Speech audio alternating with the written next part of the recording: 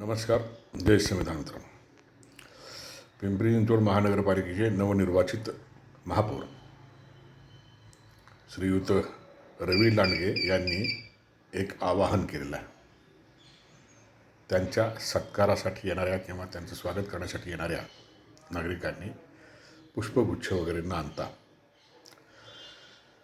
पुस्तके, वही, पेन अशा स्वरूपाच्या भेटवस्तू आणाव्यात, जेणेकरून महानगरपालिकेच्या शाळेमधील विद्यार्थ्यांना ते देता येतील.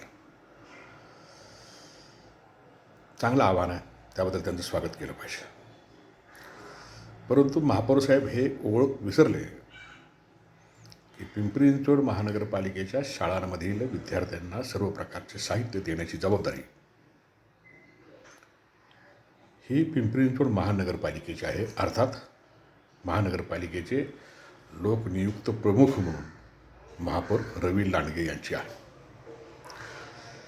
आणि या शैक्षणिक साहित्यासाठी जर सर्वसामान्य लोकांच्याकडनं आमचे महापौर वही, पेन, पेन्सिलची अपेक्षा करत असतील तर मग त्यांच्या जबाबदारीचं काय? ती जबाबदारी ती टाळू इच्छितात का?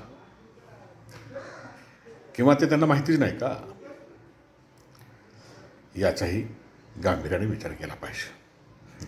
रवी लांडगे साहेब, तुमचा उद्देश खूप चांगला असेल कदाचित,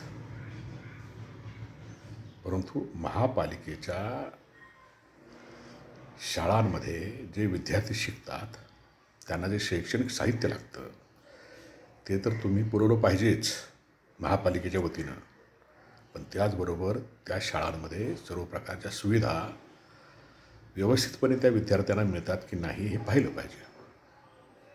विशेषतः ज्या विद्यार्थिनी आहेत त्या विद्यार्थिनींसाठी प्रत्येक शाळेमध्ये योग्य प्रकारचं स्वच्छतागृह आहेत की नाहीत, त्यांच्या इतर ज्या वैद्यकीय किंवा आरोग्यविषयक अडचणी असतात त्याच्यासाठी म्हणून जी सुविधा केली पाहिजे ती करण्याची व्यवस्था महापालिकेनं आपल्या शाळांमध्ये केलेली आहे की नाही.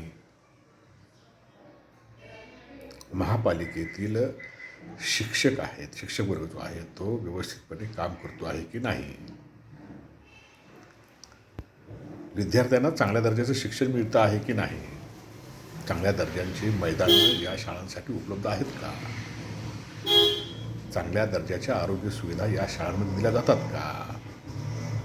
सर्व प्रकारचं शैक्षणिक साहित्य या विद्यार्थ्यांना वेळेमध्ये महापालिकेच्या वतीने मिळतं का? या सगळ्या गोष्टी पाहण्याची आवश्यकता आहे. रवी लांडगे साहेब, आपण ती पाहाल. मला माहिती आहे तुम्ही तरुण आहात, होतकरू आहात, नवीन काहीतरी करण्याची तुमची खूप मनापासूनची इच्छा दिसते आहे. आणि त्याच्यामध्ये सर्वात महत्त्वाचं या महापालिकेच्या शाळेमध्ये शिकणाऱ्या विद्यार्थ्यांचं भवितव्य जर तुमच्यासारख्यांच्याकडून उत्तम दर्जाचं घडणार असेल आणि त्याच्यासाठी म्हणून तुम्ही काम करणार असाल तर पिंपरी चिंचवड महानगरपालिकेतील सामाजिक कार्यकर्ते म्हणून आम्ही तुमच्या पाठीशी सातत्यानं आणि समर्थपणे उभे राहू असा शब्द तुम्हाला या निमित्ताने देतो आहोत. धन्यवाद. जय भीम, जय संविधान.